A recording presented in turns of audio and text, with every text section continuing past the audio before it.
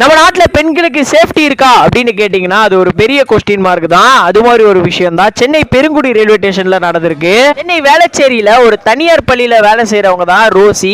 அவங்க ஸ்கூல் முடிஞ்சு வந்துட்டு ட்ரெயினுக்காக வெயிட் பண்ணிட்டு இருந்திருக்காங்க.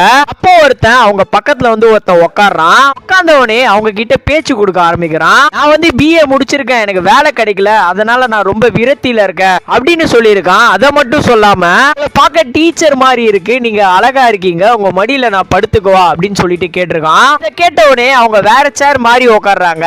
அப்பயும் அவன் அவங்கள விடாம அந்த சேர்ல வந்து உட்காடுறான். அந்த சேருக்கு அவன் வந்தவனே அவங்க பேர் என்னன்னு கேட்டிருக்கான். அந்த டீச்சர் கையில ஒரு பிரேஸ்லெட் போட்டுட்டு இருந்திருக்காங்க, அதுல அவங்க பேர் இருந்திருக்கு. அதை தெரிஞ்சவனே அவங்க கழுத்துல இருந்த செயினை வந்து அடிச்சுட்டு போயிடுறான். அதுக்கப்புறம் போலீஸ் அவனை எக்மோர்ல பிடிக்கிறாங்க.